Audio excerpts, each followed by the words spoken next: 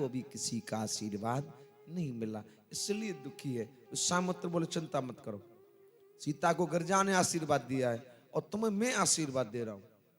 तो विश्वामित्र ने आशीर्वाद दे दिया, जाओ दोनों भैया, सुफल मनोरथ होए तुम्हारे, और राम लखन सुन भय सुखारे। राम तुरंत खुश हो गए।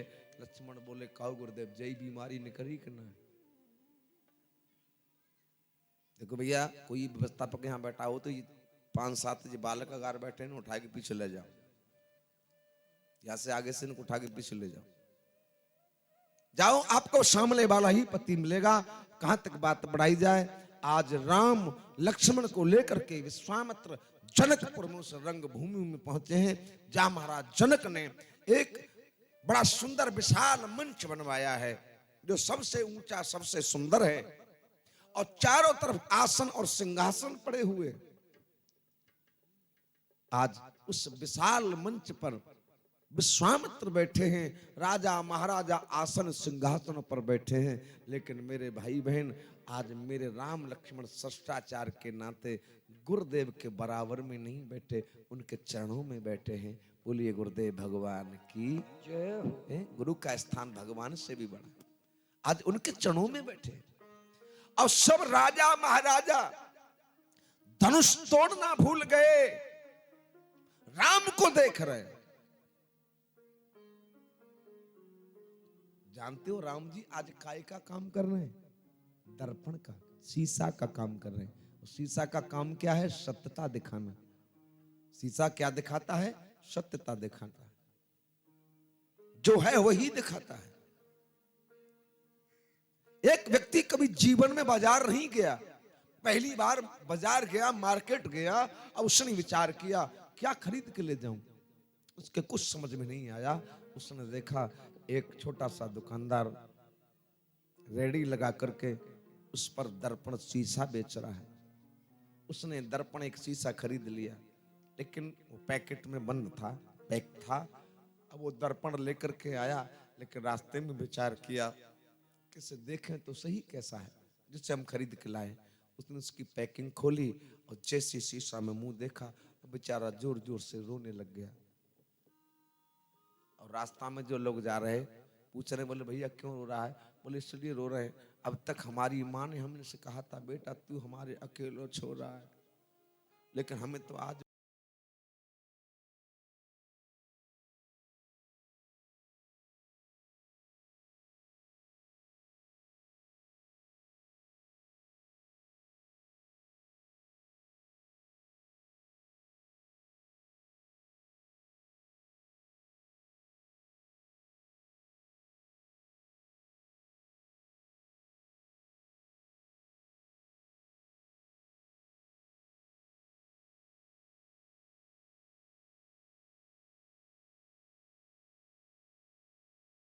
वो बाने बहुत शीशा घर भाई पकड़ आए दो। जैसी बाने देखो शीशा से मारे बटना बहुत हर रोई और बोली तो ऐसा ही करनो तो हम ते ब्याह करके काई लाओ। ले आओ दूसरी छाती पे, भाई अपना मुंह देखो। वो ले आओ दूसरी छाती पे, दोनों रो में। वो कहे दूसरी स्त्री ले आया और वो कहे दूसरा भाई है। तब तक मां आ गई, बोले तुम दोनों क्यों रो रहे हो? अब वो लड़का तो कहे तूने झूठ बोला, मेरा एक और भाई है। दुकरिया बोले तू क्यों रो रही है? तो पूछो जा अपने छोराते, जब ऐसा ही करना हो तो हम तो ब्याह कायना कर दूसरी सौत ले आओ हमारी छाती पे। डुकरिया बोली ले आओ तो ले आओ, अब लड़ाई झगड़े से क्या होता है, नहीं दिखाए तो दे बेटा कैसी लाओ। भाई गरबारी बोरी वो आंगन में डरी है देख लो। अब वो शीशा डुकरिया ने उठाए लो, डुकरिया ने देखो, डुकरिया हंसी छुराते बोली चौरे तो घरवाली लानी हती तो हम जैसी डुकरिया लाओ। यानी जिसने जैसा देखा वैसा ही पाया। आज मेरे राम जी भी दर्पण का काम करते हैं, जो जिस भावना से देखता है उसको उसी भावना में दिखाई देते हैं। ज्ञानी देखते हैं उनको साक्षात ब्रह्म दिखाई दे रहे हैं, और जो राम को शत्रु भाव से देख रहे हैं उनको अपने साक्षात काल दिखाई दे रहे हैं। और जो बलवान बैठे हैं उनको भगवान बलवान दिखाई दे रहे। इसी बात को तुलसीदास ने अपने शब्दों में लिखा है, अरे जाकी रही है भावना जैसी, जाकी रही भावना जैसी, जाकी रही भावना जैसी, जाकी रही भावना जैसी, जाकी रही भावना जैसी, प्रभु मूरति देखी तिन तैसी, प्रभु मूरत देखी तिन तैसी, प्रभु मूरत देखी तिन तैसी। जो जिस भाव से, जिस भावना से राम जी को देखता है, राम जी उसको उसी रूप में दिखाई दे रहे हैं, दर्पण शीशा का काम कर रहे हैं। अब महाराज जनक ने अपना एक सिपाही भेजा, जाओ। यहां लोग कुछ संशय भी करते हैं कि महाराज जनक ने हर किसी के लिए निमंत्रण भेजा, दशरथ के लिए क्यों नहीं भेजा? क्या ऐसा आपने कहीं पढ़ा है कि जनक ने किसी के लिए न्योता भेजा हो? पढ़ा हो तो बताओ। न्योता जब भेजते जब वो सीता का अपनी मर्जी से विवाह करते, कि फला अमुक व्यक्ति के साथ में अपनी बेटी का विवाह कर रहा हूं। यहां तो शर्त रखी गई थी कि जो धनुष तोड़ेगा उसके साथ विवाह होगा। जनक ने किसी के लिए भी निमंत्रण नहीं भेजा, सभी सुन सुन करके आए थे। चौपाई पढ़ो रामायण की, स्पष्ट कह रही है।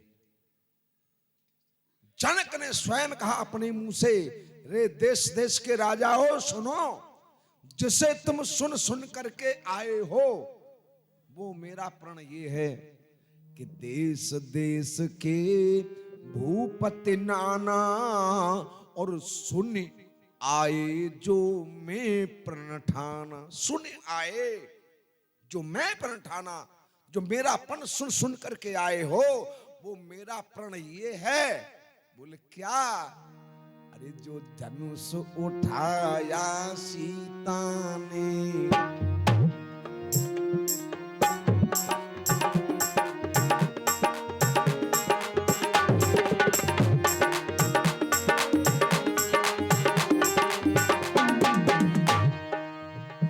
जो धनुष उठाया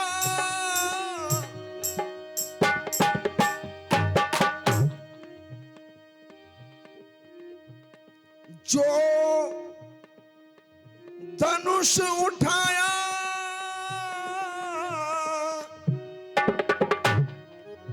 अरे मेरी बेटी सीता ने, उस धनुआ को जो तोड़ेगा वही मेरा जामाता बन सीता से नाता जोड़ेगा।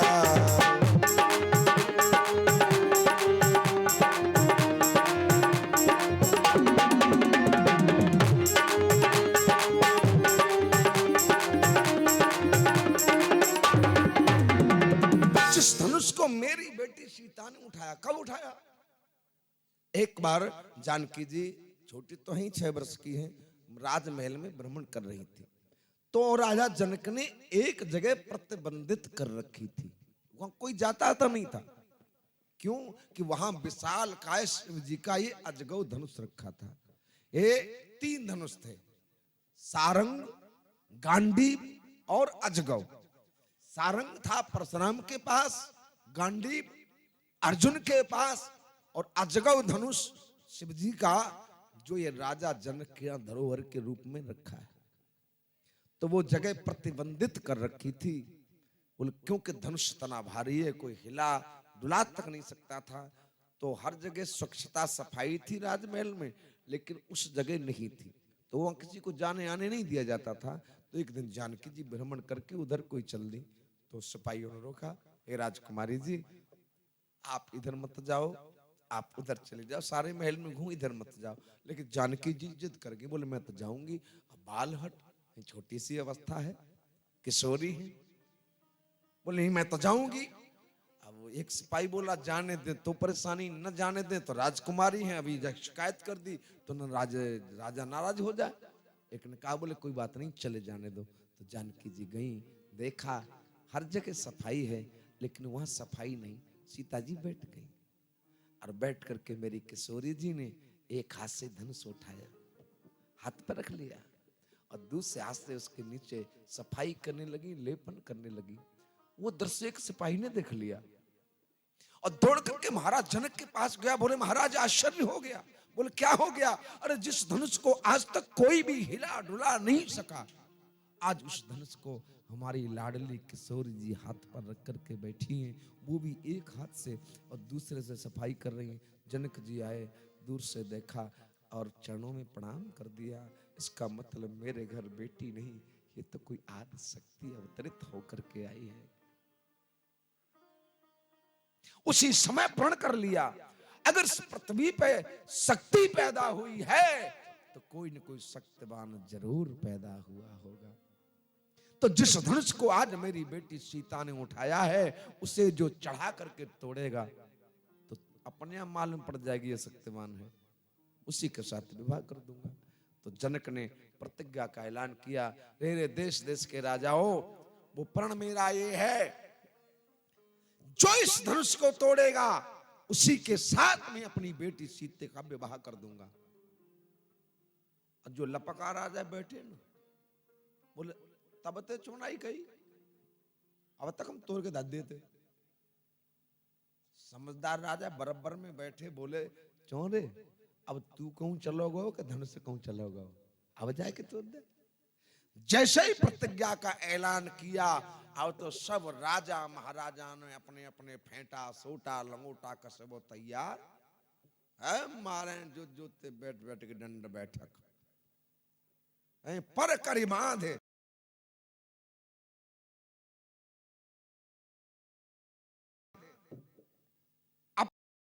अपने अपने फेंटा सोटा लंगोटा कसने लगे, पर करे बांधे। उठे अकुलाई और चले इष्ट देवन सिर नाई। अकुलाई और बहुत जल्दी, कोई दूसरों न तो दे। उठे अकुलाई और चले इष्ट देवन सिर नाई। अपने अपने इष्ट को मना मना करके जा रहे हैं। बाजे बाजे भोले बाबा को इष्ट माने तो कह रहे हैं, भोला बाबा हमने तुम्हारी पूजा करी हो तो धनुष हमारे हाथन से टूटे। बाजे बाजे कह रहे, हे हनुमान बाबा हमने तो पे छोला चढ़ाए हो तो धनुष जाके हाथन ते ना हमारे हाथन ते टूटे। बाजे बाजे कह रहे, हे पीपरा बारे, हंसवे की बात है। अरे पीपरा पर देवता नहीं रहता, अरे देवता तो कोई काऊ मान सकते। वंदे भवानी शंकरो श्रद्धा विश्वास रूपणो, जिसमें आपकी श्रद्धा विश्वास है वही परमात्मा है। पैदे के हैं प्रहलाद की श्रद्धा काय में खम्भ में हो गई तो भगवान खम्भ फाड़ के प्रकट हो गए। हाँ पंडित जी हवन कराते ना, रोज कहते हैं पीपरा बारे देवताय नमः स्वाहा। अब सभी अपने अपने इष्ट देवताओं को सर नवा नवा करके खड़े हुए और बड़ी दंडक बैठक मारे और धनुष के पास जाएं और जैसे ही धनुष है छूमे, धनुष मारे बिजली को सो करंट सो ई करके मई धरे रह जाए। हंसने की बात नहीं, धनुष राजाओं को शक्तिहीन कर देता है। क्यों कर देता है? मालूम किसका धनुष है? भगवान शंकर का। और भगवान शंकर के यहां अभिमान तो शून्य है। आप शिव लिखो शिव, और शिव के आगे से छोटी की मात्रा हटा दो, क्या रह जाएगा? सब। सब मीन्स जीरो। शमशान में रहने वाले, शमशान बराबर सम्माने बराबर शान, जहां न कोई बड़ा न छोटा, वहां अभिमान शून्य है। उसका ये धनुष है और उस धनुष को तोड़ने के लिए राजा अभिमान में जाते हैं। और अभिमान तो भगवान का भोजन है। उस सारे अभिमान को, बल को भगवान शंकर खींच लेते हैं। अधिक अधिक गर्व आए, सारी शक्ति खींच करके धनुष और भारी होता जा रहा है। अब जैसे ही पकड़े और मई बेचारे जाए पड़े, 4 जने उठाए के ओला में और लाए के कुश्ती पर पटक दें। बार बार राजा कान में पूछे चोरे धनुष तोरे आओ का। अब बेचारे इज्जत बचाए बाज कह रहे हैं हमने जानबूझ के ना तोड़ो। कैसी तो इज्जत बचे। सब राजा महाराजा अपने अपने बल का प्रदर्शन कर रहे हैं, तोड़ना तो अलग उसे हिला भी नहीं पाए। लेकिन राजा जनक की अभी उम्मीद की सीमा टिकी है, क्योंकि अभी 50% राजाओं ने शक्ति का प्रदर्शन किया है, अभी 50% तो बाकी है, कोई न कोई तो तोड़ ही देगा। लेकिन राजा जनक की बर्दाश्त की सीमा उस समय समाप्त हो गई। बोले किस समय? जब अरे भूप सहस 10 एक ही बारा,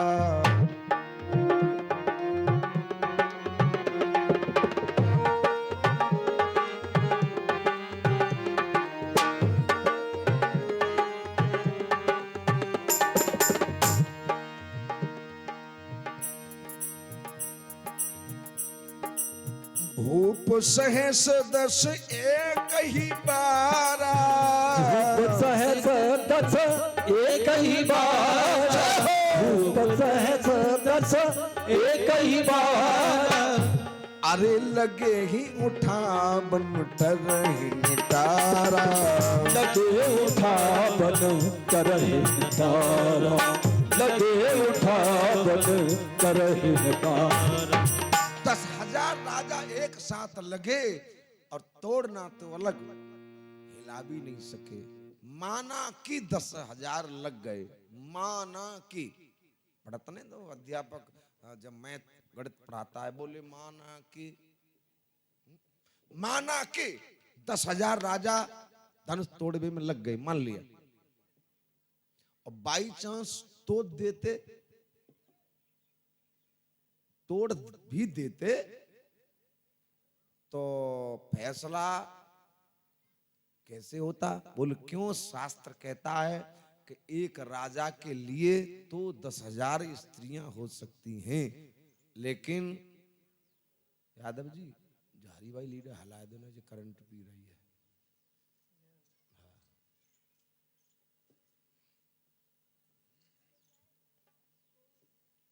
आइए मन को एकाग्रत करें।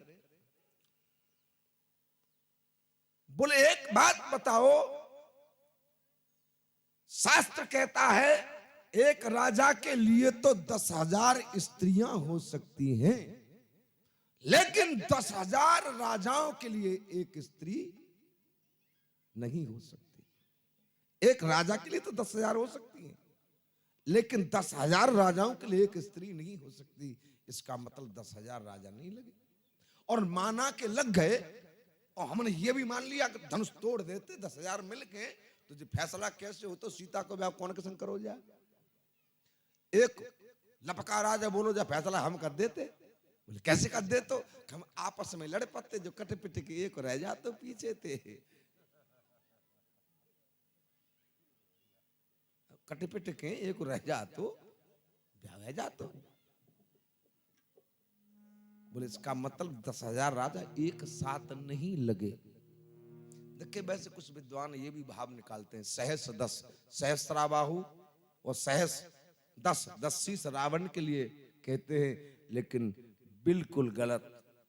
रावण और सहस्राबाहु ये दोनों तो धनुष के पास में भी नहीं आए। सहस्राबाहु की जनक से मित्रता है, सीता को बेटी मानता है, और रावण बाण छुआ नहीं चापा, पास में भी नहीं आया।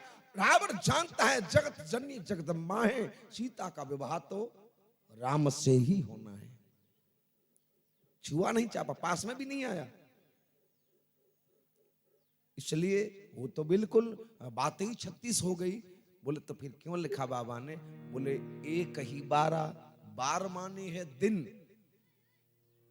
इतवार, सोमवार, मंगलवार, बुधवार, बार माने दिन, यानी एक दिन में बारी बारी से 10,000 राजाओं ने अपने बल का प्रदर्शन किया, लेकिन तोड़ना तो अलग, उससे हिला भी नहीं पाए। इसलिए तुलसीदास ने लिख दिया है, अरे भूप सहस 10 एक ही बारा।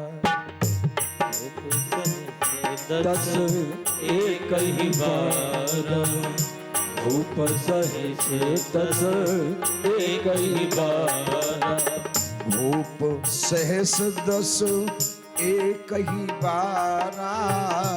ऊपर सहे से दस एक ही बार लगे उठावन टरहि निटारा। उठावन टरहि निटारा। लगे उठावन टरहि निटारा। लगे उठावन टरहि निटारा। तोड़ना तो अलग, उसे हिला भी नहीं पाए। लेकिन राजा जनक, उनका नाम नहीं था जनक, एक उपाधि थी। जनक माने दक्ष, होशियार, चतुर, चालाक, तेज। नाम तो इनका था सीरथ ध्वज। और इनके एक छोटे भाई थे, उनका नाम था कुशध्वज। उन्होंने बुद्धि विवेक से काम किया, क्यों जनक हैं। परंतु सखियों को आदेश दिया, सीता से कहो माला लेकर के आए और खड़ी हो जाए। जिससे शायद जब माला है देख के काऊ में ताकत है, राय पर है, आ जाए मिर्गी कुछ कटाई तो दे। सीता जी आज जानकी जी जयमाला लेकर के खड़ी हैं, जैसे रंग भूमि में पधारी हैं। इस पर तमाम विद्वान तर्क वितर्क करते हैं। कौन सी चौपाई है? रंग भूमि जब सिय पगुधारी और देख रूप मोहे नर नारी। इस चौपाई को बोल के कह देते, बोले बाबा को या तो चौपाई नहीं लिखनी थी और जे लिख दई तो फिर उत्तरकांड में जे चौन लिखी कि मोहे न नार नार के रूपा। नार के रूप। देखिए, किसी भी चीज का आप अर्थ निकालें तो एक शब्द बीच का पकड़ के आप अर्थ निकालना चाहोगे तो नहीं निकाल पाओगे। पहले उसके आगे पीछे के शब्द देखो, ये किस चीज के लिए संबोधित कर रहे हैं। जैसे विधि माने विधाता भी है और विधि माने प्रकार भी है। जैसे आगे पीछे के शब्द लिंग थाप विधिवत करी पूजा और शिव समान मोहे प्रिय नहीं दूजा। तो लिंग थाप विधिवत, आगे पीछे के शब्द यहाँ प्रकार के लिए संबोधित कर रहे हैं। यहाँ विधि माने प्रकार। और देखिए, हानि लाभ जीवन मरण जस अपजस विधि हाथ, यहाँ आगे पीछे के शब्द विधि माने विधाता के लिए संबोधित कर रहे हैं। उत्तरकांड में चौपाई लिखी है, मोहिन नार नार के रूपा, यानी वहां भक्ति और माया के बारे में तुलसीदास ने लिखा है। भक्ति भी स्त्री है और माया भी स्त्री है। जहां भक्ति होगी वहां माया नहीं हो सकती, और जहां माया होगी वहां भक्ति नहीं हो सकती। इस चौपाई का और उस चौपाई का तो कोई जोड़ है ही नहीं, तो इस पे चर्चा करना बिल्कुल बेकार है। लेकिन अब इस पे विचार करिए। अरे रंग भूमि जब सिय पगोधारी,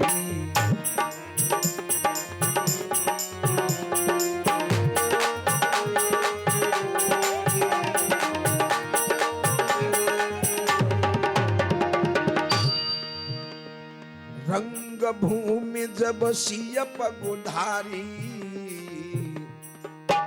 आज देख रूप मेरे देख रूप मोहे नर नारी देख रूप।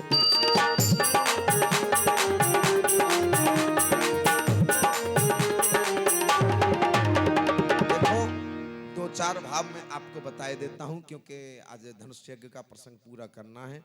क्योंकि आज चतुर्थ दिवस है, चौथा, केवल 5 दिन शेष रह गए, कथा बहुत है, इसके लिए क्षमा चाहूंगा। समय होता तो शायद गुरु जी कृपा से आपको 10, 20, 50 जो भी ईश्वरी कृपा शायद बताता, लेकिन अब 2-4 सुनिए क्योंकि प्रसंग पूरा करना है। बोले देख रूप मोहे नर नारी। नर नारी नाम किसका है?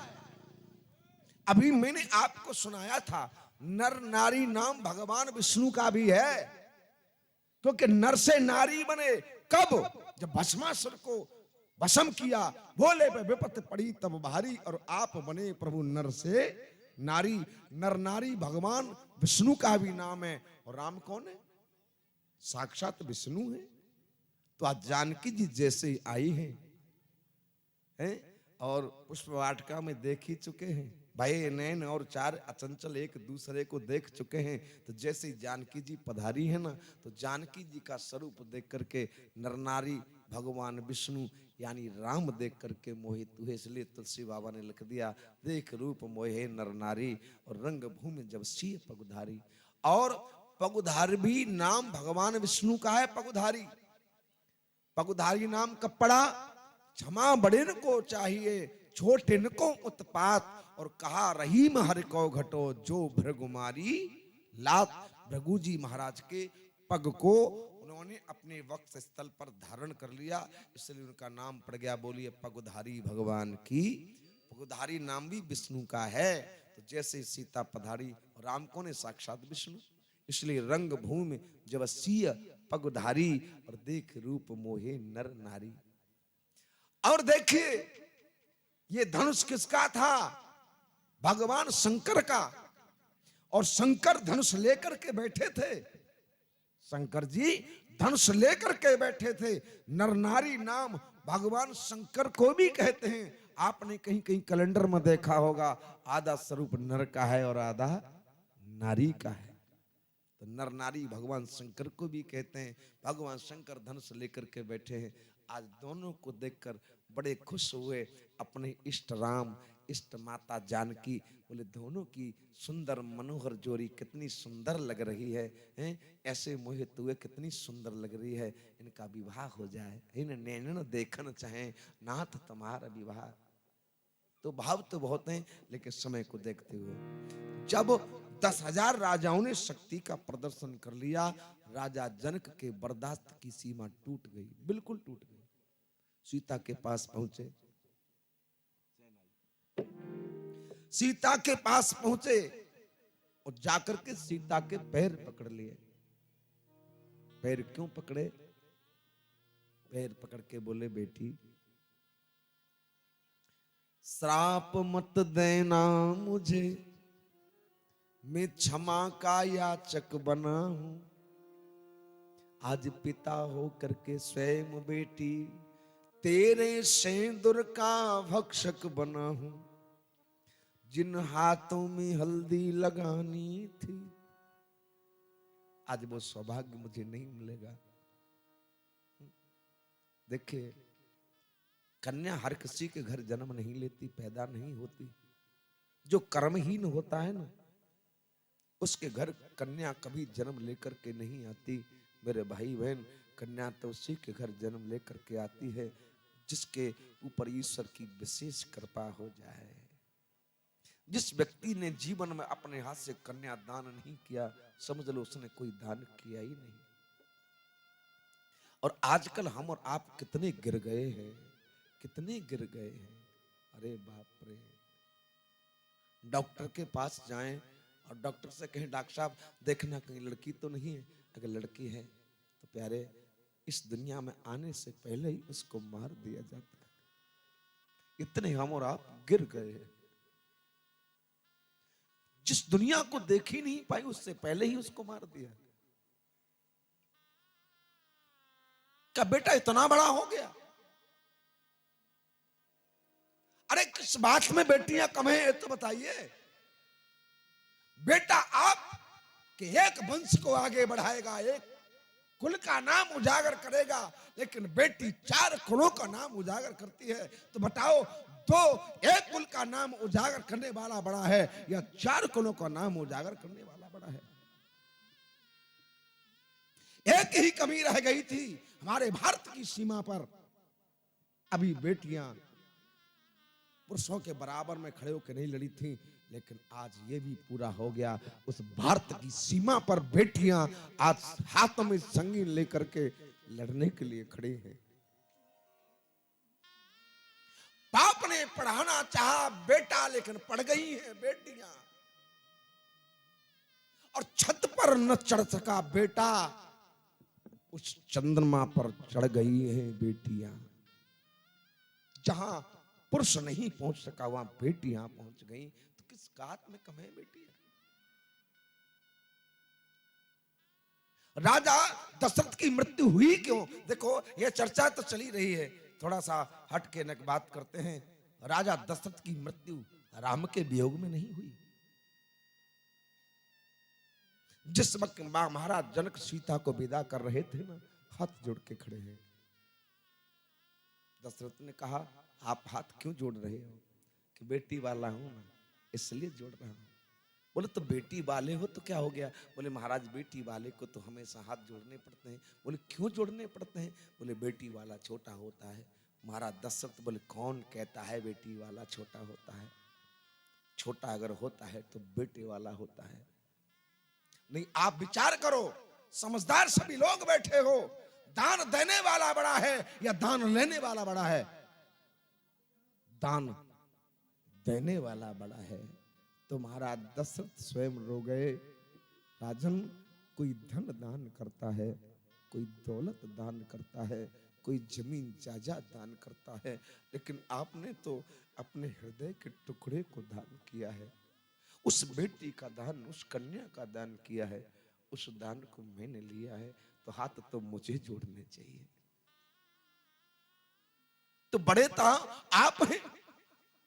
तो राजा जनक ने कहा, अरे महाराज एक बात याद रखना, मेरी बेटी ने अभी अपनी माँ की गोदी से और पलने से उतर के जमीन पर पैर रखना नहीं जाना।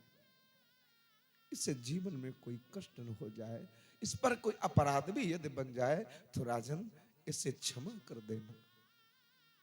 तो दशरथ बोले, सुनो महाराज जनक, आज ये सूर्य कुल में जन्म लेने वाला, रघुवंश में जन्म लेने वाला ये दशरथ छत्री तुम्हें वचन दे करके जनकपुर में जाता है कि सीता को अयोध्या में वो प्यार दूंगा कि मेरे प्यार के सामने तुम्हारे प्यार को भूल जाएगी।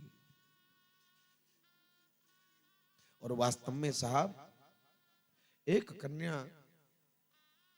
अपनी जन्म देने वाली मां को छोड़ देती है, पाल करके पढ़ा लिखा करके बड़ा करता है, उस पालने वाले बाप को भी छोड़ देती है। अपने जन्म देने वाले माँ बाप छोड़ दिए, और उसने जीवन में जिसको देखा भी नहीं उसको अपना माँ बाप स्वीकार किया। यानी जिन्होंने जन्म दिया वो पाप के माँ बाप, उनको छोड़ दिया। लेकिन धर्म के जिनको नहीं देखा उनको माँ बाप स्वीकार कर लिया। तो मेरे भाई बहन, उनका भी एक कर्तव्य बनता है कि उस बेटी को इतना प्यार दुलार स्नेह दो कि तुम्हारे प्यार दुलार स्नेह के सामने अपने जन्म देने वाले माँ बाप के प्यार को भूल जाए। उसे प्यार कहते हैं। और जिस समय सीता बन जा रही थी ना, तो दशरथ ने कौशल्या बुलाई। दशरथ बोले, देवी तुमसे आज एक बात पूछना चाहता हूं। बोले पूछिए। कि अगर कोई क्षत्रिय अपना दिया हुआ वचन हार जाए उसे क्या करना चाहिए? कौशल्या समझ नहीं पाई क्यों पूछ रहे हैं। बोले महाराज, जो क्षत्रिय अपना दिया हुआ वचन हार जाए उसका तो जीना धिक्कार है, उसे तो मर जाना चाहिए। दशरथ रो गए। तो देवी, मैं जनक को वचन दे करके आया था, सीता को अयोध्या में कोई कष्ट नहीं मिलेगा। तो चलो, राम को तो कैकेयी ने बन चला जाए, भरत राजा बन जाए, लेकिन सीता की क्या गलती है? ये तो निर्दोष है, इसे तुम रोक लो। कौशल्या बोली, महाराज मैंने बहुत प्रयास किया, मैं नहीं रोक पाई। आप वहां वचन दे करके आए और आपने ये जिम्मेदारी मुझे सौंपी थी कि अयोध्या में सीता को कष्ट नहीं पहुंच पाए, तो महाराज मैं भी आपके वचन की लाज को नहीं रख पाई। तो मरने से पहले दशरथ ने राम को याद नहीं किया। घर घर रामायण रखी है, पढ़ सकते हो। राम का नाम तो अंत में लिया अपनी मुक्ति के लिए, मेरा कल्याण हो जाए। सबसे पहला नाम न राम का न लक्ष्मण का, सबसे पहले नाम महाराज दशरथ ने सीता का लिया है। सीते हा जानकी, घर घर रामायण पढ़ सकते हो। सबसे पहले हा जानकी लखन हा रघुबर, हा पितु हित चित्त चातक जलधर। सबसे पहले सीता का नाम लिया। आइए कथा प्रसंग पर। कौन कहता है बेटियां बेटों से कम हैं? अरे बेटियां तो बेटों से बहुत आगे हैं। बेटा तो बेटियों के बराबर की तो चली क्या पासंग भी नहीं है। लेकिन बाहर भारत के समाज, हम और आप इतना गिर गए हैं। अगर डॉक्टर जरा भी कह दे कि तेरी पत्नी के गर्भ में बेटी है, तो वो दुष्ट इतना नीच गिर जाता है कि इस पृथ्वी पे आने से भी पहले गर्भ में ही उसको नष्ट करा दिया जाता है। तो राजा जनक ने सीता के सामने हाथ जोड़े, बेटी जो सौभाग्य हाथ में हल्दी लगाने का मुझे मिलता, हो सकता है वो मेरे भाग्य में नहीं है, क्षमा कर देना मुझे। इतना कह करके आज महाराज दशरथ राजाओं के बीच में आके खड़े हो गए। और राजाओं के बीच में खड़े होके कहने लगे, रे राजाओं, मैंने अपनी प्रतिज्ञा का ऐलान किया था, उसे सुन करके आए। तो मैंने तो ये समझा जो प्रतिज्ञा सुन करके आया है वो योद्धा होना चाहिए, एक बलवान होना चाहिए। लेकिन तुम कैसे बलवान हो? किसी पर कोई फर्क नहीं पड़ा।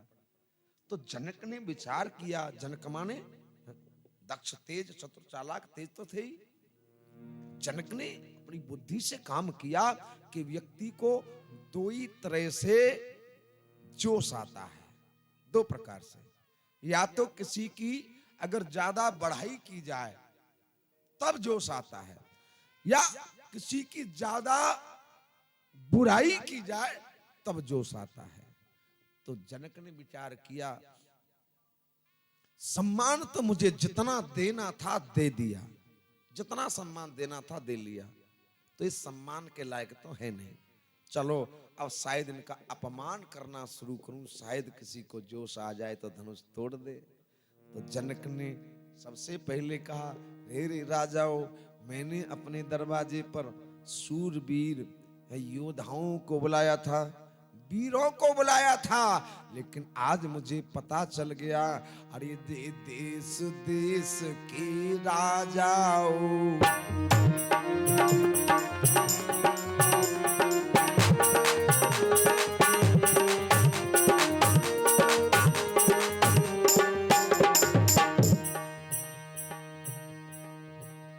रे देश देश के राजाओं, बेबात बजाते ताली है, बेबात बजाते ताली है, बात बजाते ताली है। रे देश देश के राजाओं, बेबात बजाते ताली है, बात बजाते ताली है, बेबात बजाते ताली है। मुझको तो लगता है ऐसा पृथ्वी वीरों से खाली है, मुझको तो लगता है ऐसा पृथ्वी वीरों से खाली, मुझको तो लगता है ऐसा पृथ्वी वीरों से खाली। आज मुझे पता चल गया इस पृथ्वी पर कोई शूरवीर योद्धा है ही नहीं, लेकिन किसी राजा में कोई जोश नहीं आया, सब चीखने गड़ा बेशरम बैठे। जनक ने विचार किया, ये युक्ति बेकार गई, अब चलो दूसरी युक्ति निकालें, शायद कौम में जोश आ जाए। जनक बोले, और आप लोग भी, आपके यहाँ कोई फंक्शन हो, शादी विवाह वगैरह वगैरह कोई फंक्शन हो, और अपने रिश्तेदार को आप निमंत्रण दे करके दरवाजे पर बुला लो और वो रिश्तेदार भोजन करवे बैठ जाए। और रिश्तेदार ये छोड़ो, सांझ को संत महात्मा हम सबन की रोटी होती भोजन हर जगह सांझ को काकू ने भोजन करवे बैठ जाए, थारी पस जाए, खाए बाबा ये बाहर बोले भाज जाते उठ, तो कोई रुक जाएगा उसके यहाँ? रुक जाएगा कोई? हम बार बेशरम बहुत रुक सकते हैं, शर्मदार तो रुकेगा नहीं। जनक ने भी कह दिया रे रे राजाओ भागो मेरे दरवाजे से, भागो यहां से। तजहु आस, हे राजाओ इस आशा को त्याग दो। तजहु आस निज निज ग्रह जाऊ और लिखान विधि देगी विवाह। भाग जाओ यहां से, काऊ ना जो सुआओ। जनक बोले जो तो बनाए बेशरम बैठे, अब हम क्या करें? अब जनक बोले अब तो अंतिम दवाई रह गई है, हैवी एंटीबायोटिक जो हर रोग में काम करे। जनक ने कहा मैंने सुना है कि इस राजाओं में कुछ छत्री भी आए। भैया इन बच्चों को जरा यहाँ शांत करो, कोई जाओ ना कि यहाँ से, या इधर उधर हटा दो या शांत करो। आइए मन को एकाग्रत करें। जनक ने कहा मैंने सुना है इन राजाओं के बीच में कुछ छत्री भी आए हुए हैं, लेकिन मेरी नजर में वो छत्री है ही नहीं। अगर कोई छत्री होता तो जो अपमानित शब्द मैंने कहे ना उनको सुन करके या तो मर ही जाता कि मार ही देता। छत्रन में जहां अस कोई होई और ते ही समाज अस कहीं नहीं कोई। जैसे छत्रित को ललकारा तुरंत जोश आ गया, दवाई काम कर गई। गरम दल के नेता लक्ष्मण उठ करके खड़े हो गए और राम से बोले भैया तुम सुन सकते हो, लेकिन अब ये जनक के शब्द मेरी बर्दाश्त की सीमा से बाहर, आउट ऑफ कंट्रोल। लक्ष्मण बोले जनक से सुन जनक, जनक जो तूने वचन कहे कलेजा चीर बैठे हैं। जनक जो तूने वचन कहे कलेजा चीर बैठे हैं, जिगर में तीर बैठे हैं, बड़े बेपीर बैठे हैं। लेकिन लगी है आंख सीता की जहां रघुवीर बैठे। लक्ष्मण बोले अगर मेरे भाई का आदेश हो जाए तो जब धनुष की तो चली क्या।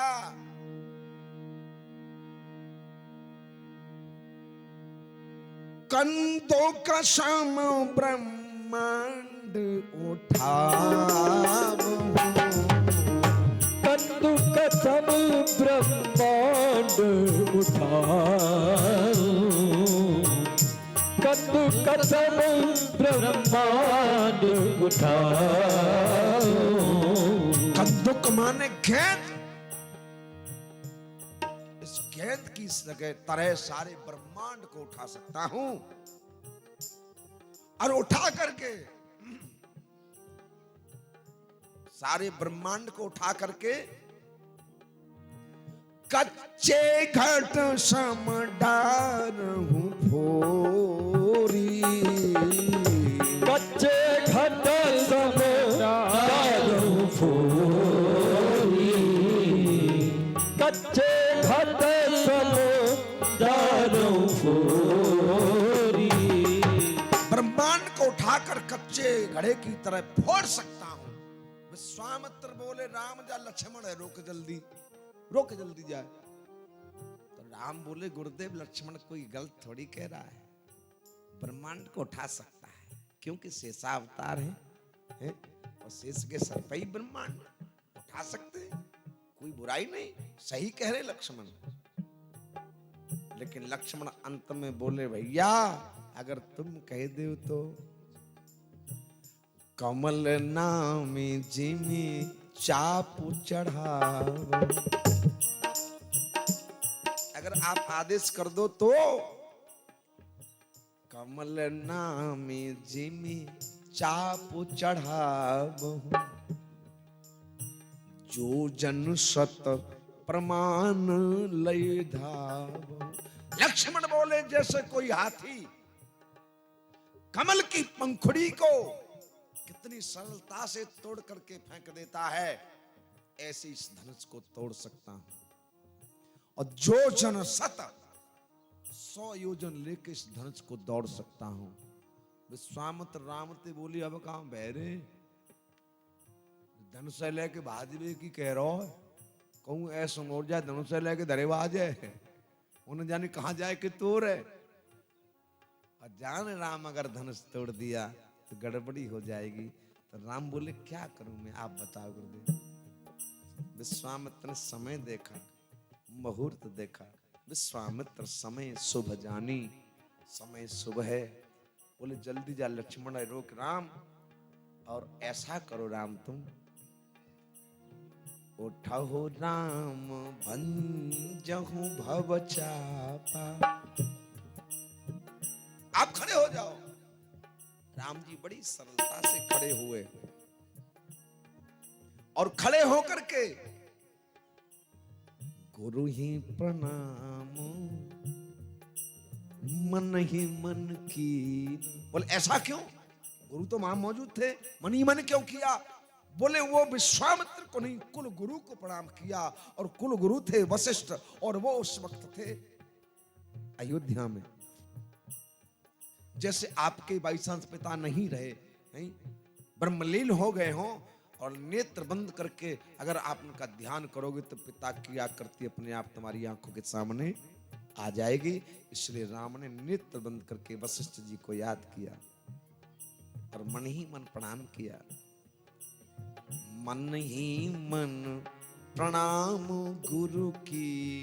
गुरु को प्रणाम करके चल रहे हो। सीता जी घबराए गई, और सीता की माता सुनैना रोए, अरे कोई इन बालकों को रोको, मेरी तो वैसे ही बहुत हंसी हो गई है? ये छोटे छोटे बालक क्या धनुष तोड़ पाएंगे। मन पछतात सिया की महतारी, रोको इनको। और सीता ने तुरंत गिरजा मैया से प्रार्थना करी, हे गिरजा मैया, आपने मुझे वरदान दिया है कि सामने वाला पति मिलेगा, लेकिन अगर ये धनुष नहीं तोड़ पाए तो फिर कैसे ये पति मिलेंगे। गिरजा मैया बोली सुनो, हमें तो वरदान देनो हो तो सो दे दो, धनुष तोड़ वो हमारे बस्ते बाहर, धनुष तोड़ वो हमारे बस से बाहर। सीता ने विचार किया कि मैंने सुना है किसी भी कार्य में यदि गणेश को, भगवान गणेश का स्मरण कर लिया जाए तो वो विघ्न विनाशक हैं, उस कार्य में विघ्न नहीं आने देते। सीता ने गणेश जी को मनाया।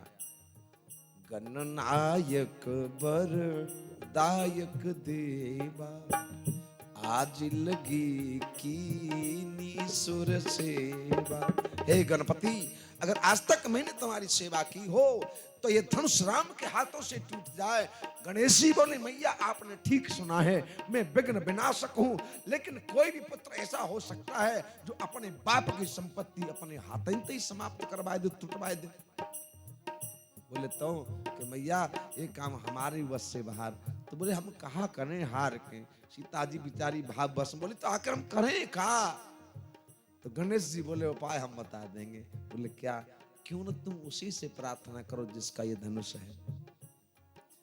जानकी जी बोली किसका है धनुष। बोले ये मेरे पिता शंकर का है। तुरंत माता सीता ने भगवान शंकर से प्रार्थना की है और कहने लगी है, आशुतोष तुम औढर दानी, आरत हर हो दीन जन जानी। आस्तोष माने शीघ्र कृपा करने वाले हो। भगवान शंकर बोले तो बताओ क्या करना है हमें। सीता जी बोली कुछ नहीं करना, इस धनुष को हल्का कर दो। भगवान शंकर बोले बताओ कितना हल्को कर दे। सीता जी बोली 5 किलो को कर दो। भगवान शंकर बोले कर दे। बोले ना ना, ये 5 किलो वजन ज्यादा है। बोले तो बताओ कि 2.5 किलो को कर दे। कर दे। बोले ना, इनके लिए 2.5 किलो ज्यादा है, और प्रभु इनके लिए तो 25 ग्राम ज्यादा है। बोले क्यों? कि दोनों भैया पुष्प वाटिका में फूल तोड़ रहे, हमने अपनी आंखें से देखे, इन दोनों को फूल तोड़ने में पसीना आ रहा था। और जो आदमी फूल तोड़ने में ही पसीना आ जाए तो बाकी ले तो 10 ग्राम वजन ज्यादा है। तो भगवान शंकर बोले आखिर हम करें क्या? सीता जी बोली ऐसा नहीं हो सकता। बोले कैसा? कि भगवान राम आए और जाए छूमे और अपने आप टूट जाए। भगवान शंकर बोले ऐसा भी हो सकता है। तो बोले ऐसा ही कर दो। बोले कर तो देंगे हम, लेकिन राम आ रहे हैं धीरे धीरे, कहूं ऐसा न हो बीच में कोई लपका राजा धरे बाजे और आए के छुई ले। सीता जी बोली तो ऐसा मत करो, ऐसा करो जा धनुष में जितना वजन है, जितना वजन है सब नाप नाप के तौल तौल के बराबर बराबर इन सब राजन की खोपड़ी पे दद्दू, सब वजन के मैं दबे बैठे ही रहे, उठ के ठाड़ो ही ना पावे।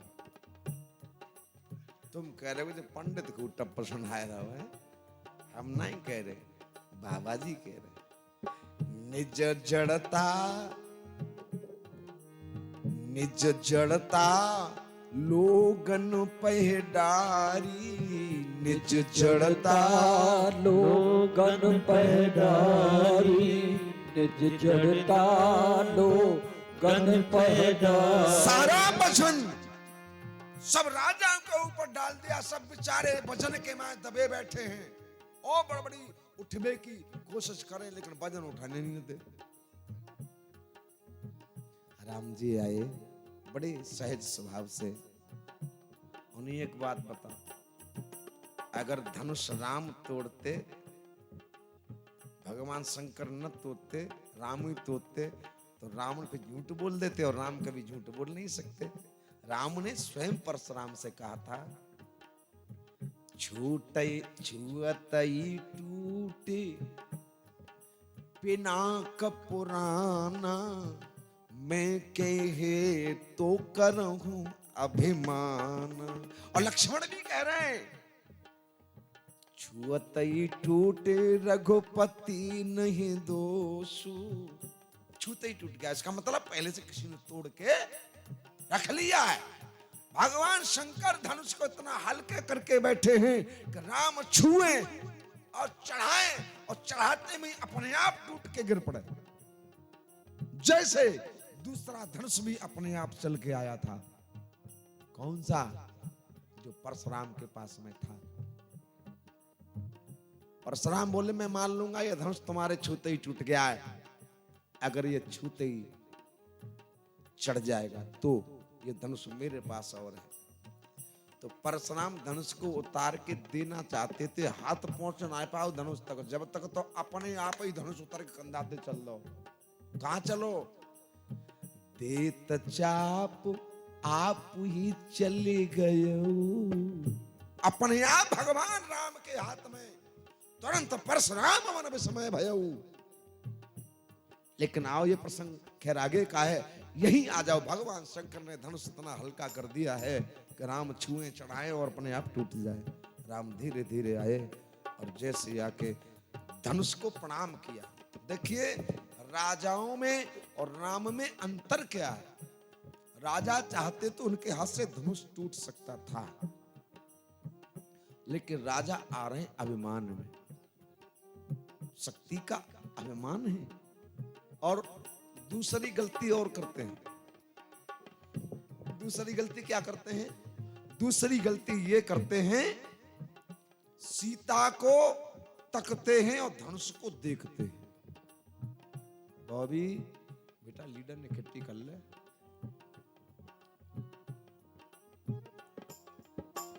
देखो कितनी सुंदर बात। राजा जो आते हैं सीता को तकते हैं और धनुष को देखते हैं, लेकिन राम ने इसका उल्टा किया। क्या किया? तम के ताक तक शिव धनु धरही, धनुष को तका और सीता को देखा। और शास्त्र कहता है देखो लेकिन तको मत, देखो लेकिन तको मत। राम ने वही किया, जिसको तकना चाहिए उसे तका, जिसको देखना चाहिए उसे देखा। धनुष को तका और सीता को देखा। और राजा उल्टा करते हैं, धनुष को देखते और सीता को तकते हैं। और तकबे में और देखने में तो बड़ा अंतर है। दृष्टि दो होती है, एक दृष्टि और बेटा एक कुदृष्टि। और कुदृष्टि तो फोड़ने के योग्य, तुरंत फोड़ दे, रुको मत, दृष्टि को छोड़ दो। जैसे उस जयंत ने सीता पर कुदृष्टि डाली तो तुरंत कुदृष्टि को समाप्त कर दिया और दृष्टि को छोड़ दिया। जय हो। एक नयन करत जेऊ भवानी और सुन कृपाल ती आरती बानी। एक नयन फोड़ दिया, कुदृष्टि समाप्त कर दी। तो राम ने सीता को देखा, धनुष को तका और पहले धनुष को प्रणाम किया और धनुष को मांगा किससे? जो लेके बैठा है। प्रभु अब कृपा कर दो, बहुत देर होगी इस भजन को साधे बैठे हो हैं? अब ये भजन से मुक्त हो जाओ, इसको हमें दो। धनुष लिया भगवान ने, लेकिन सब राजाओं की दृष्टि से पड़े, कोई जान नहीं पा रहा इस दृश्य को। तुलसीदास जी लिख रहे हैं, लेत चढ़ावत, धनुष को लिया किससे? जो लेके बैठा है। लेके कौन बैठा है? भगवान शंकर। लेत चढ़ावत खींचत गाढ़े, लेकिन काहू नहीं लखा, देख सब ठाड़े काहू नहीं लखा।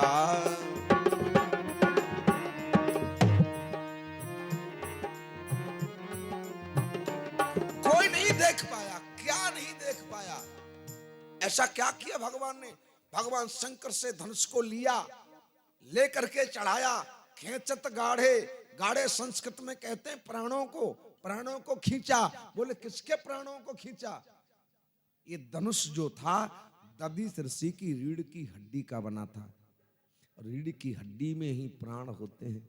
इस धनुष में दधीच ऋषि के प्राण थे। और किसी चीज के प्राण निकल जाएंगे तो वो निर्जीव तो फिर अपने आप ही हो जाएगी। तो लेत चढ़ावत खींचत गाढ़े, प्राणों को खींच करके अपने मुखार बिंद में लय कर लिया। काऊ न लखा, देख सब ठाड़े। इस दृश्य को कोई नहीं जान पाया, सब यही जानने केवल धनुष उठाया है। और एक साथ राम जी ने धनुष लेने के बाद उठाया और उसकी प्रत्यंचा को खींच करके एक साथ छोड़ा। और उस टंकोर की इतनी जोर की आवाज हुई, इतनी तेज आवाज हुई, सब राजा महाराजाओं के नेत्र बंद हो गए। और नेत्र खोल करके जैसे ही देखा तो क्या देखा? भगवान तो आराम से खड़े हैं, लेकिन वो धनुष दो टुकड़ों में नीचे पृथ्वी पे पड़ा है। अरे तेई छन राम मध्य धनु तोरा,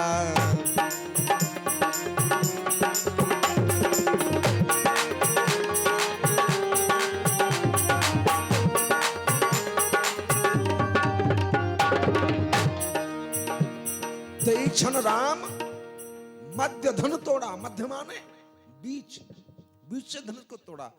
एक संत बैठे वहां, उन्होंने तर्क कर दिया, बोले नहीं तुम गलत कहते हो, धनुष को बीच से नहीं तोड़ा। बोले तो कि जिस समय धनुष उठाया था ना राम ने और प्रत्यंचा की, टंकोर यानी आवाज की, तो सभी के नेत्र बंद हो गए।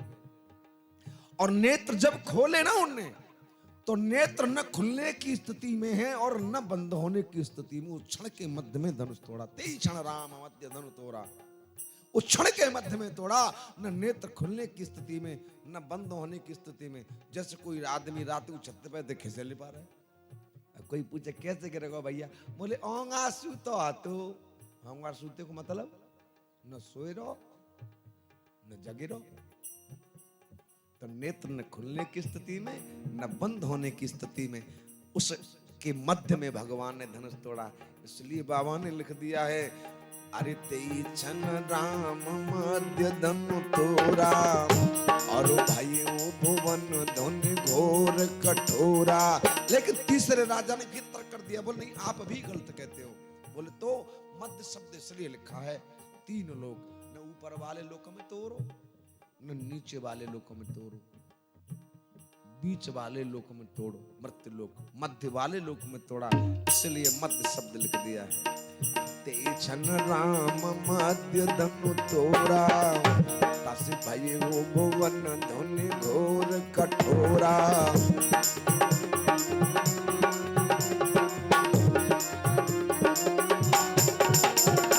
चौथे संत ने तर्क कर दिया, नहीं तुम भी गलत कहते हो। बोले तो न क्षण के मध्य में तोड़ा, न धनुष को मध्य में तोड़ा, न लोकों के मध्य में तोड़ा। बोले तो कि जो राजा महाराजा बैठे न उनके मध्य में धनुष तोड़ा। इसलिए तुलसीदास ने मध्य लिख दिया है, अरे तेई छन राम मध्य धनु तोड़ा।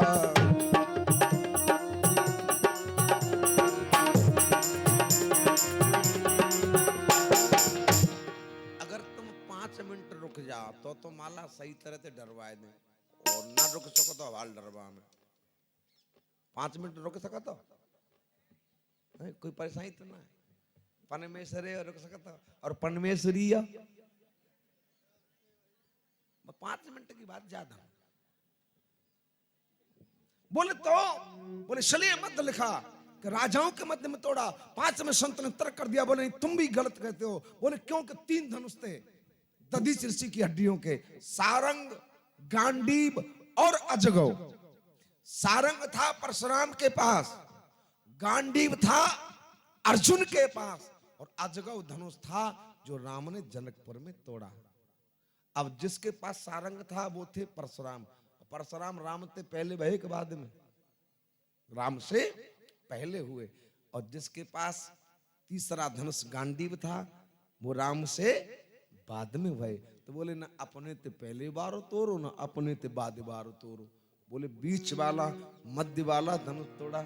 इसलिए तुलसीदास ने मध्य शब्द लिख दिया, रे तेई छन राम मध्य धनु तोड़ा।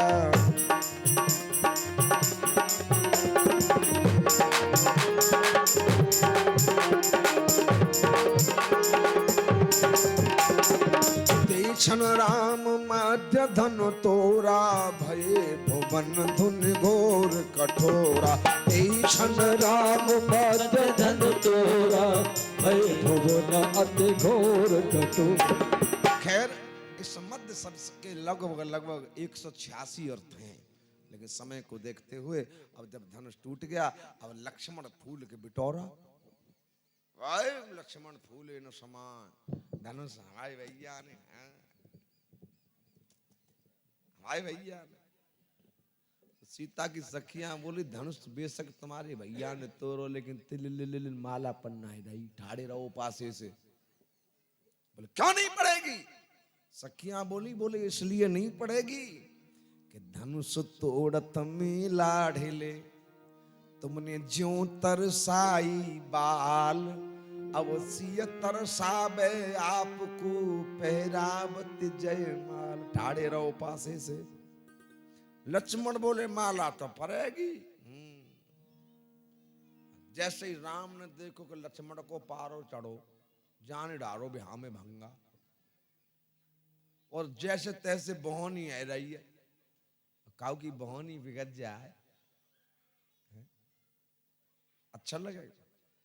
देखिए भगवान के जितने अवतार भय, काऊ ब्याव ना है भाव, रामावतार पे ते ब्याव है वो को नंबर लगो।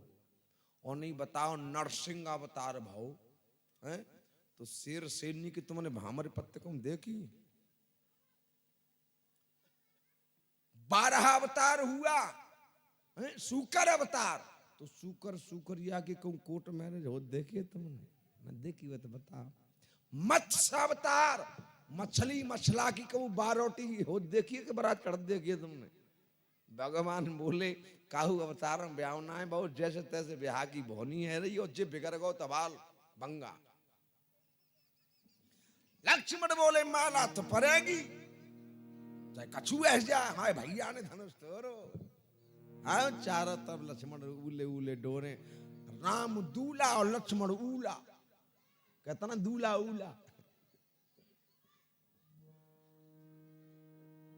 आज विश्वामित्र ने जनक के गुरु सतानंद से कहा, हे सतानंद जनक से कहो टूटत ही धन भयहु विवाहु सुर नरनाग विदित सब काहू। अब सीता से कहो कि राम के गले में माला डाले। सीता की सखियां धीरे धीरे धीरे धीरे आज जानकी जी प्रेम से भाव से जयमाला हाथ में और दृष्टि जमीन पे। आज कहीं बेजनमाई ना है, छोरी को हाथ पकड़ के छोरा मंच पर चढ़ाए रहो और छोरा को हाथ पकड़ के छोरी चढ़ा रही। हमने आंखें तो देखो। और बूढ़ी बूढ़ी दुखलियां 90 साल की कर कर लाल बार और डीजे पर डांस मार रहे हैं। आज मेरे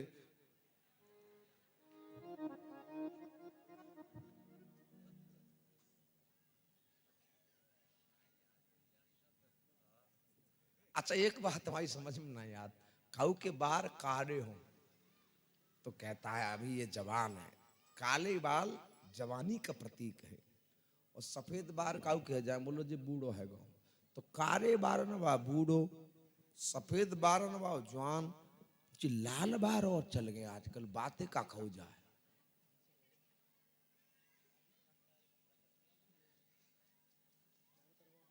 हालांकि कारे बार आज हम नहीं करे, पर हमारे संग सुंदर भैया बैठे बोले हम तो लाल करेंगे, बिन लाल कर लें। अब लाल बार बारी तो का हो जाए। और आज उन्होंने कही कि हम मंच पर बैठेंगे, लेकिन ये आदमी जन कहाँ है दिखाई नहीं दे रहे। कम दिखने का हुआ सुंदर भैया हैं फरार, बेदारू में आके जमा लो दूरी भाई। बोलिए भक्त भगवान की आज जयमाला लेकर के जानकी जी राम के सामने खड़ी हैं और सीता की सखिया कह रही माला डालो ना जल्दी। लक्ष्मण पीछे ठाड़े बोले पर रही है माला के देख ले नहीं पर रही है। और सीता जी चुप ठाड़ी, सखिया बोली डालो जल्दी। ने कहा तो कम 5 बजे के फिर का 5:15 बजे डालो जल्दी। अब सीता हार के कहनी परी कि डार कहाँ ते दें। बोले चौ कि सीता की उम्र 6 वर्ष विवाह के समय और राम की उम्र है 15 वर्ष। अब लोग आप संशय कर रहे हो कि 6 वर्ष और 15 वर्ष, इसके बारे में कल चर्चा करेंगे, ठीक है। लेकिन पहले आज माला का ये जो प्रसंग है से समापन कर ले। सीता की उम्र 6 वर्ष, राम की उम्र 15 वर्ष। मैं नहीं कह रहा, रामायण में राम जब वन को गए तो दोहा के माध्यम से तुलसीदास जी दोनों की उम्र लिख रहे हैं। एक लिखा 100 बका, जब लिख रही है राम जब वन को गए तो वर्ष 18 की सिया 27 की राम।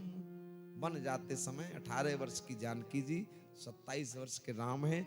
और विवाह के कितने दिन बाद वन को गए, विवाह के ठीक 12 साल बाद राम वन को गए। और 18 में से 12 कम कर लेना और 27 में से 12 कम कर लेना, घर घर जोड़ करते रहना, ठीक है। यहाँ टाइम ना कम में घर जोड़ी हूं। अब सीता ने कही हम छोटी 6 वर्ष की और ये 15 वर्ष के इतने लंबे, हम माला कैसे डालें? इनते कहो नेक झुक जाए। सीता की सखियों ने राम से प्रार्थना करी नेक झुक जाओ। राम ने गर्दन नीचे को की, लक्ष्मण पीछे ठाड़े हो, कदई पीठ में उंगरिया, क्या कर रहे हो? बोले माला परवाए रहे। बोले ना अब तक ये जनकपुर था, लेकिन अब जो ससुराल रह गई, अब ससुराल बोले तो कि ससुराल में जो पहली पूत है जग्गो परिचत जी जाने विदई पे बाजरा की रोटी मिर्च चाटते खा ली तो कचौरी मिलना है रही, फिर चक तली पुआ से गलियों मिलना है नहीं कचौरी। हाँ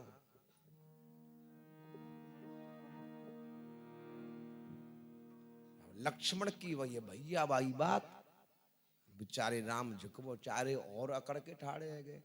सखियां बहुत बहुत हाथ जोड़े और राम से प्रार्थना करें, अरे झुक जइयो लला रघुबीर लली मेरी छोटी सी झुक जइयो लला रघुबीर लली मेरी छोटी सी, झुक जइयो लला रघुबीर सिया मेरी छोटी सी, जइयो लला रघुबीर सिया मेरी छोटी सी। छोटी सी है बारिशी, छोटी सी है बारिशी, बारिशी है छोटी सी, बारिशी है छोटी सी। अरे झुक जइयो लला रघुबीर लली मेरी छोटी सी, झुक जइयो लला रघुबीर लली मेरी छोटी सी।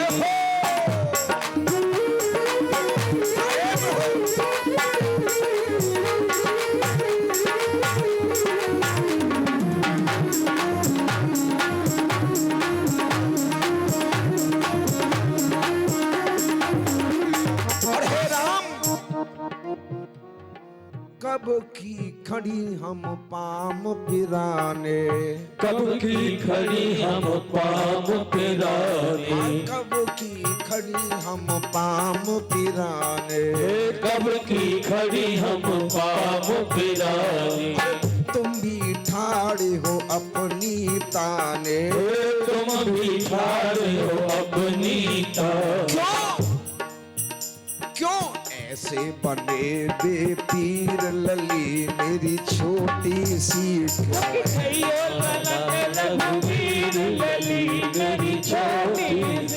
अरे छोटी सी सी बारी सी, छोटी सी बारी सी, बारी सी छोटी सी, बारी सी छोटी सी। झुक जा बोल लाल रघुबीर लली मेरी छोटी सी,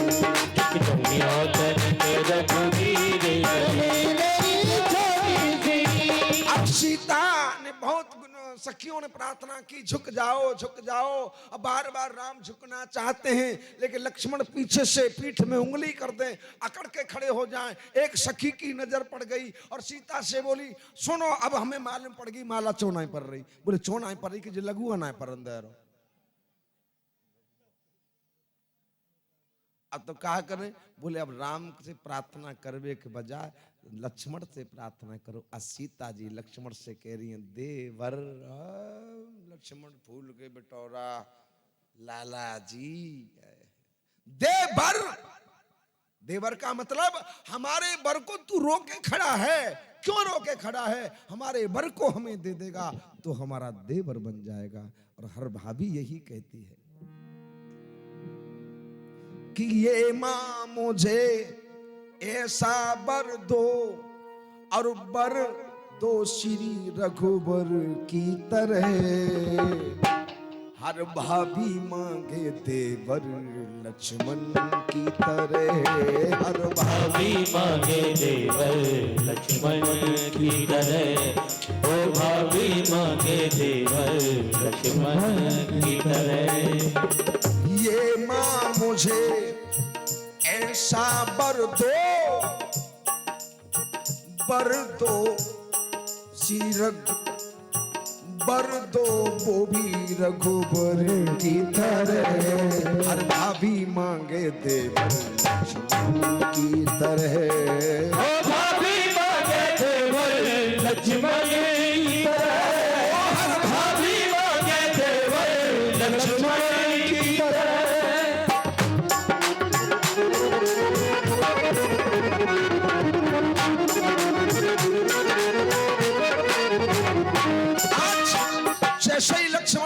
प्रार्थना की। लक्ष्मण तुरंत तैयार, बोले मैया क्या करें, कि ऐसा भी करो माला पड़ जाए। बोले नहीं बताओ क्या करना है। सीता जी बोली आपके सर पे हमने सुना है पृथ्वी टिकी है सर पे। बोले हाँ ठीक सुना है। तो बोले ने धरती ऊंची कर दे। लक्ष्मण बोले कर तो देंगे लेकिन तुम्हें कोई लाभ नहीं होगा। बोले क्यों, कि जितनी धरा ऊंच उठ जाई उतने ही ऊंच उठे रघुराई, भगवान भी तो उठाएंगे। सीता जी बोली हमें कोई लेना देना नहीं, हम तो ये चाहती है जैसे बना तैसे माला परवा दो, क्योंकि आज बहुत देर रह गई है, ओवर टाइम चल रहा। जैसे बने माला पड़वाओ। रोजाना लक्ष्मण हाथों से राम को प्रणाम करते थे। उस दिन हाथों से प्रणाम नहीं किया, कंप्यूटर सिस्टम, पैरों में साक्षात प्रणाम, साष्टांग प्रणाम कहते हैं उसे, कि प्रणाम करते समय शरीर के 8 अंग पृथ्वी से लग जाए। मस्तक रख दिया, मस्तक पैरों में रख के लेट गए। अब ज्यादा देर हो गई। राम बोले लक्ष्मण खड़े हो जाओ। लक्ष्मण बोले आज खड़े नहीं होंगे। क्यों नहीं होंगे? बोले भैया आज हमारा मन कह रहा है। बोले क्या? कि रोजाना हम पे आप खड़े हो जाते थे, आज हमारा मन कह रहा है आज हमें तुम पे हाथ अंते उठाए के एक वो अपनी छाती से लगा। लक्ष्मण समझ गए जाको मतलब देवर हो जाएगी कछु। बोले हम नहीं, तुझे उठाएंगे तो झुकना पड़ेगा और सामने दिखाई दे रहा है। लक्ष्मण बोले हमें कुछ नहीं मालूम, सामने क्या है क्या नहीं, हमें तो उठाओ। जब ज्यादा देर हो गई, राम ने विचार किया कि अभी सभी नगरवासी कह रहे थे लक्ष्मण के आवेश को देखकर कि छोट कुमार खोट बड़ भारी हैं। अब सब उल्टा कहेंगे कि छोट देखो बड़ा भाई कितना निर्दयी है, कि छोटा भाई कब से पैरों में पड़ा है, और बड़ा भाई कितना निर्दयी है कि अपने भाई को उठाकर हृदय से भी नहीं लगा सकता। जब ज्यादा देर रह गई, तब राम ने हाथ नीचे को किए कि लक्ष्मण ना मानता तो आ जा। जैसे ही राम लक्ष्मण को उठाने झुके, लक्ष्मण ने सीता की तरफ देखा। बोले मैया चूक मत जाइयो, नहीं हमारी कोई जिम्मेदारी ना है। जैसे ही राम झुके तुरंत अरे सिय जय माल राम और मेली, सिय जय माल राम और मेरी, सिय जय माल राम और मेरी। जय राम लला जय जनक लली, जय राम लला जय जनक लली। सीता राम मनोहर जोरी, दशरथ नंदन जनक किशोरी। सीता राम मनोहर जोरी, दशरथ नंदन जनक किशोरी। सीता राम मनोहर जोरी, दशरथ नंदन जनक किशोरी। सीता राम मनोहर जोड़ी, दशरथ नंदन जनक किशोर। बोलिए सियावर रामचंद्र भगवान की। सीता ने राम के गले में माला डाली, राम ने सीता के डाली। माला डल के आज राजमहल में विश्राम आराम करन दे। देखिए कल राम विवाह, लक्ष्मण परशुराम संवाद, और हो सकता है वन गमन की तैयारी। ठीक है, और वैसे वन गमन की तैयारी नहीं, ये कोशिश किया जाएगा कल राम विवाह पूरा संपन्न हो जाए और लौट करके अवध में आ जाएं। कल की भी कथा बहुत सुंदर है और आप लोग अपने कीमती समय को निकाल करके आ रहे हो। आप लोग विशेष प्रेम दे रहे हो, इसके लिए बहुत बहुत आभारी और आप लोगों को बहुत बहुत धन्यवाद। बोलिए राजा रामचंद्र भगवान की जय। आज आपका ये समय हमने जबरदस्ती जो ले लिया है ना, 5:15 बज गए, इसके लिए सभी से क्षमा चाहेंगे। माताएं बहनें भाई बंधुओं से ठीक आरती ज्यादा देर न करें। परीक्षा जी आरती की थाली ले ले। दीपो ज्योति परम ब्रह्म, दीपो ज्योति जनार्दन, दीपो अर्थ में पापम, संध्या दीप नमोस्तुते। वैसे ये कल को एवरेज निकारो, कल है ना 3:30 बजे, तो आज एवरेज पूरा है। ठीक है,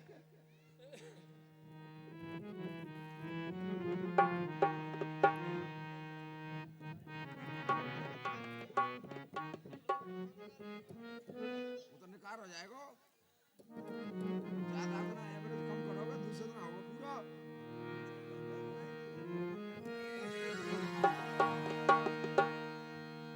जय हो राजा राम तेरी आरती उतारो। जय हो राजा राम तेरी आरती उतारो। प्यारे राजा राम तेरी आरती उतारो।